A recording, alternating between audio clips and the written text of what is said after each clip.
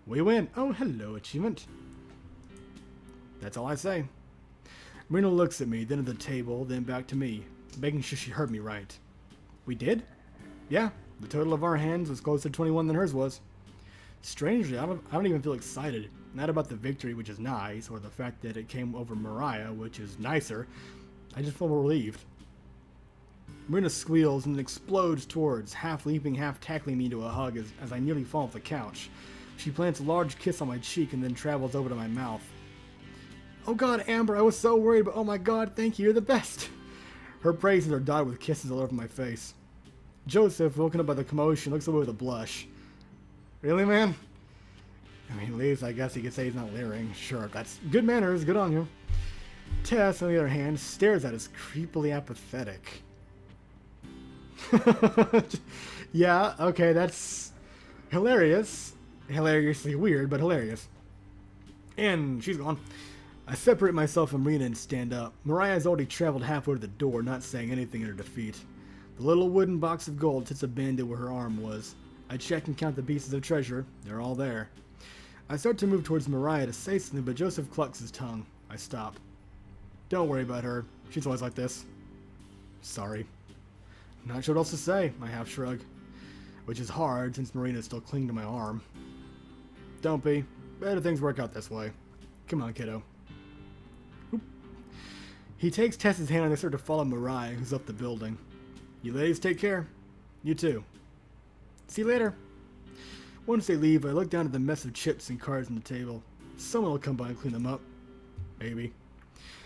Marina tugs on my shirt. When I look at her, she kisses me on the lips again. For the first time today, we said that for a long time. Not caring about how many stares he might be getting, though it can't be more than 3. I can still taste a faint saltiness from her tears. I feel her lips curl into a smile even before we pull apart. Thank you, seriously. I know I'm always saying thank you and sorry, but I am sorry that I screwed up so much. Don't worry about it, it all worked out, right? Yeah, but only because you were there. I don't know what I would have done if you weren't. Well, if I wasn't, then you wouldn't be either, you know? I mean it as a joke, but she doesn't laugh, just leans into me.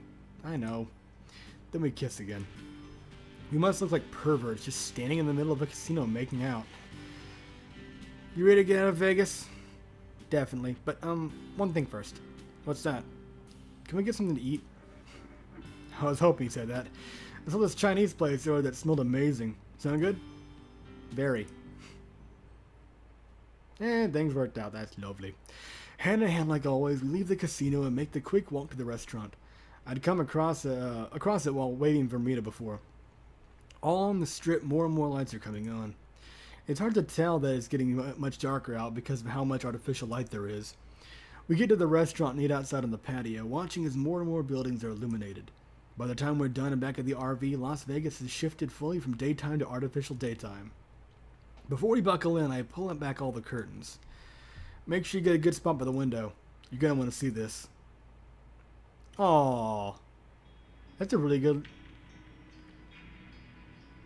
And it's slowly zooming in. That's a really nice picture. I like that. That's cool. Very well done. It starts slowly. Just a few lights and apartment windows coming to life, or lonely streetlights flickering on. I drive slowly so as to keep us here longer. Beside me, Marina shifts impatiently, but doesn't say anything. By now, she knows when I'm being serious. I know she won't be disappointed. As more and more lights flare up across the skyline, I can see Marina shift to get a better view. I smile to myself. This is what I was waiting for. What she was waiting for, even if she didn't know it. Las Vegas lights up like a forest of Christmas trees, glimmering orange and yellow against the muddy blackness of the night sky. The further away from the heart of the city we get, the more of its gorgeous sprawl we can see. Soon it's so immense that the entire world seems to be awash with forced color. I ignore the signs that will lead us all the way out of Las Vegas and instead cruise on the streets that will let us admire for longer. Marina's head slowly turns with every bend in the road, her gaze magnetically fastened to the city. Skyscrapers zoom by, each one another pillar of light.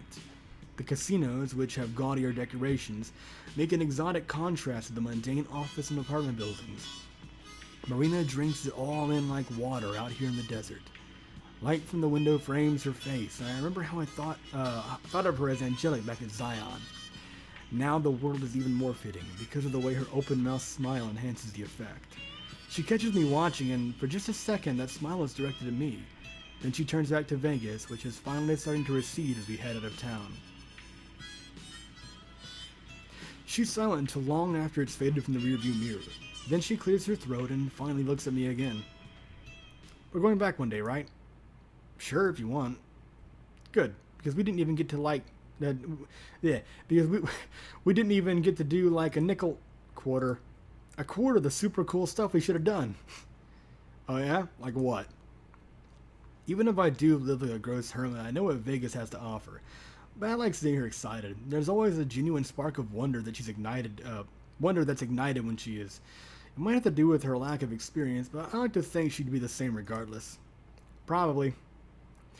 Well, there's this pirate stunt. She looks really cool. And I heard about another show with fountains and lights that shoots water way up high into the air, and ooh!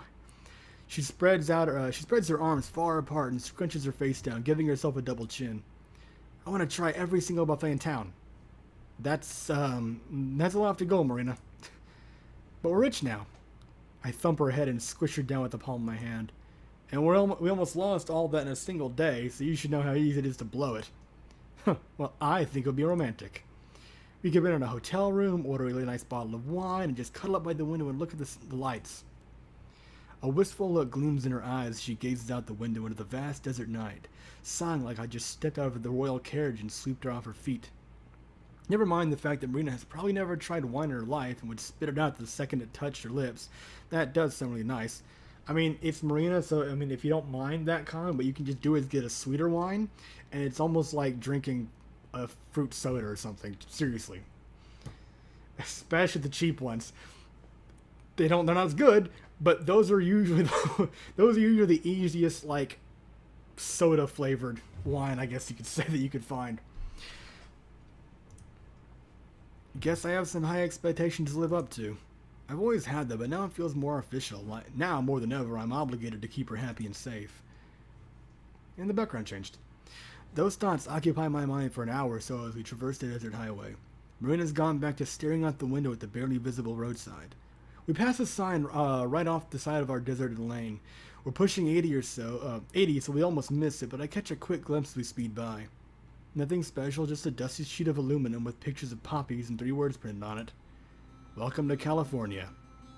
And on that note, I'm going to end the episode here. Thank you very much for watching. I hope you enjoyed, and I will see you next time.